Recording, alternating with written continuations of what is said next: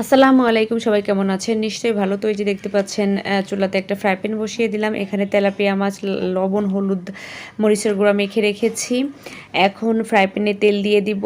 তো এই যে তেল দিয়ে দিচ্ছি। তেল দেয়া মানে তেল গরম হয়ে গেলে আমি মাছগুলো দিয়ে দিচ্ছি। তো এই তেলাপিয়া মাছটা রাজ্য খুব পছন্দ করে, এই জন্যে রাজ্যুর বাবা এনেছে। তো আমার এক পাশ হয়ে গিয়েছে, এখন উল্টিয়ে নিচ্ছি মাছটা। এটা কোনো রেসিপি না, আমি জাস্ট যেভাবে রান্না করছি সেটাই আপনাদের সাথে শেয়ার করছি। আমি তেলাপিয়া মাছটা ভুনা করে নিব। তো এই যে হয়ে গিয়েছে, এখন নামিয়ে নিচ্ছি। আমি তেলাপিয়া মাছটা নামিয়ে একটা পাতিলে বসিয়ে দিব এখন চুলাতে। তো এখানে আমি সব মশলা দিয়ে দিয়েছি। এখন মশলাগুলো ভালো করে কষিয়ে নিব একটু পানি দিয়ে।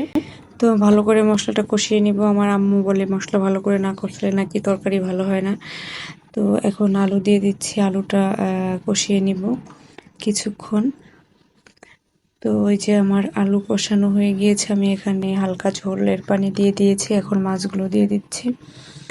তো এখন ধনেপাতা দিয়ে কিছুক্ষণ জাল করে নামিয়ে নিব। আমার শাশুড়ি আমার হাতের তেলাপিয়া মাছ ভোনাটা খুব পছন্দ করতেন।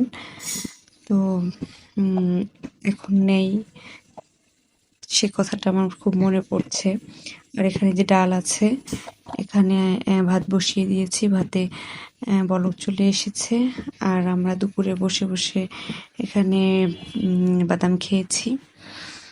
আর এই যে রাজ্যুর বাবা আম নিয়ে এসেছিল, তো দেখতে পাচ্ছেন আমগুলো মানে রাতে এনেছে, ও দেখেনি ভালো করে।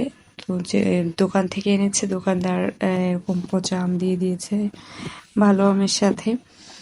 তো সব জায়গায় আসলে 2 নাম্বারই চলে। মানুষ বলে যে ব্যবসা নাকি হালাল, আমি দেখি তো ব্যবসায় 2 নাম্বারই এখন।